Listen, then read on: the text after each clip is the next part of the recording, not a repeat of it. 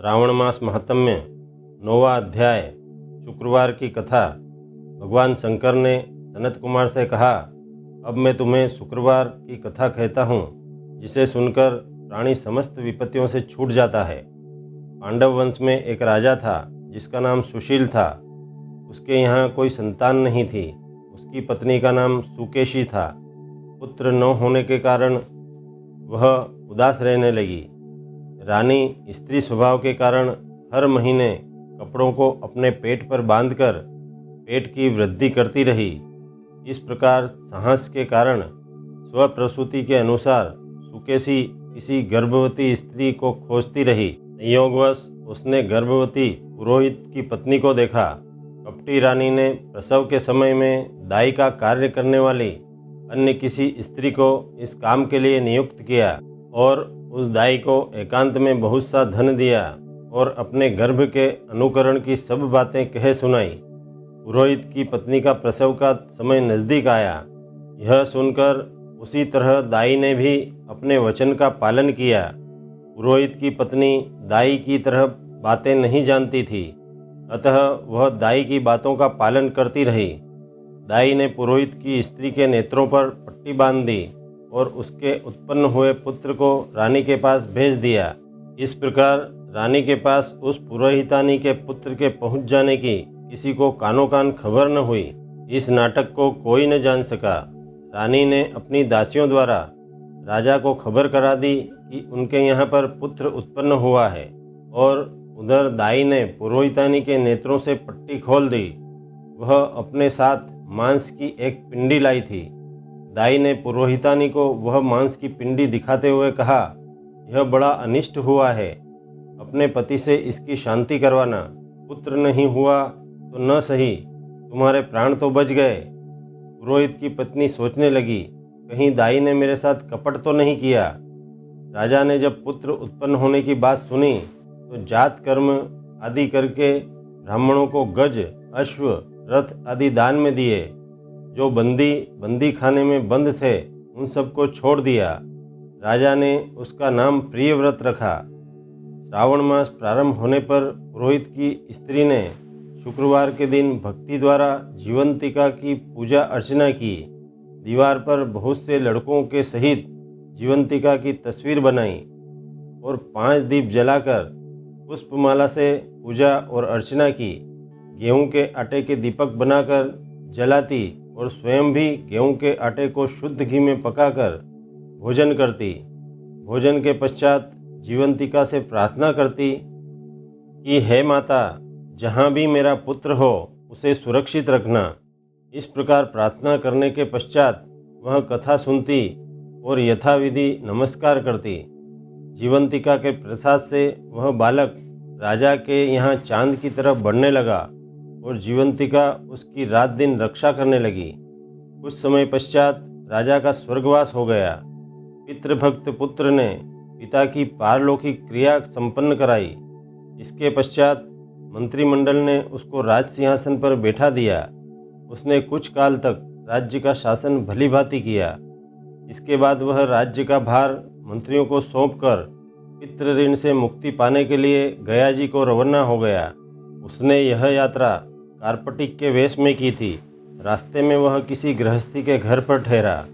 उस गृहस्थी के यहाँ पुत्र हुआ था। इससे पहले के 5 पुत्रों को षष्ठी देवी ने मार डाला था, परंतु इस बालक को षष्ठी देवी नहीं मार सकी। राजा के वहाँ रहने के कारण जीवंतिका देवी उसकी रक्षा कर रही थी। गृहस्थ ने जब अपने लड़के को जीवित अवस्था में देखा तो उसको पक्का विश्वास हो गया कि यह बालक अतिथि राजा के कारण ही जीवित है। उसने राजा से एक दिन अपने घर ठहरने की प्रार्थना की, क्योंकि आपकी कृपा से ही यह छठा पुत्र जीवित है। गृहस्थ की प्रार्थना पर राजा एक दिन के लिए उनके यहाँ पर रुक गया। फिर वह गया जी चला गया और वहाँ पिंड देने लगा। पिंड देते समय उसे बड़ा आश्चर्य हुआ। उसने देखा कि पिंड को ग्रहण करने के लिए 2 हाथ बाहर निकले हैं। एक विद्वान ब्राह्मण से उसने पूछा, यह सब क्या मामला है? ब्राह्मण बोला, ये दोनों हाथ तुम्हारे पिता के हैं। घर जाकर अपनी माता से पूछना कि ऐसा क्यों हुआ। तुम्हारी माता ही बतलाएगी। लौटते समय राजा फिर उसी गृहस्थी के यहाँ पर ठहरा। उसके यहाँ पर अब दूसरा पुत्र उत्पन्न हुआ था जो केवल 7 दिन का था। इस लड़के को लेने जब षष्ठी देवी आई तो जीवंतिका देवी ने उसे बालक को ले जाने नहीं दिया। षष्ठी देवी ने जीवंतिका देवी से पूछा, आप इन लड़कों को क्यों बचा कर रही है, क्यों इसकी रक्षा कर रही है? इनकी माँ ने कौन सा व्रत किया है जो दिन रात आप इसकी रक्षा करती रहती हैं? राजा भी उस समय जाग रहा था। वह दोनों देवियों की बातें सुन रहा था। वह नींद का बहाना करके पड़ा रहा। जीवंतिका बोली, इनके यहाँ जो अतिथि ठहरा हुआ है उसकी माँ श्रावण के महीने में शुक्रवार के दिन मेरा पूजन तथा व्रत नियमानुसार करती है। वह नियम क्या है और किस प्रकार किया जाता है, हे देवी, वह सब मैं तुम्हें बतलाती हूँ। इस राजा की माँ उस दिन हरे रंग के वस्त्र और गहरे रंग की चूड़ियाँ नहीं पहनती, चावल के धोवन अर्थात मांड को कभी नहीं लांघती, हरे पत्तों के मंडप के नीचे नहीं जाती, हरे रंग की साग सब्जी नहीं खाती। यह सब कुछ वह मेरे लिए ही करती है, इसलिए मैं उसकी तथा उसके पुत्रों की रक्षा करती हूँ। षष्ठी देवी और जीवंतिका देवी का वार्तालाप सुनकर सुबह राजा अपने राज्य में आया। राजा ने अपनी माता से पूछा, हे माता, आप जीवंतिका का व्रत करती हैं तो उसकी विधि क्या है? राजा की माता ने उत्तर दिया, मैं जीवंतिका का व्रत नहीं करती, इसलिए मुझको उसको करने की विधि नहीं पता। यह सुनकर राजा को बड़ा ही आश्चर्य हुआ और सोचने लगा कि मेरी माता कौन है। राजा ने गया यात्रा के फल प्रत्यार्थ ब्राह्मणों तथा सुहागिनों को भोजन कराने की इच्छा प्रकट की और उसके यहाँ हरे वस्त्र, हरी चूड़ियाँ आदि परीक्षार्थ भिजवाए।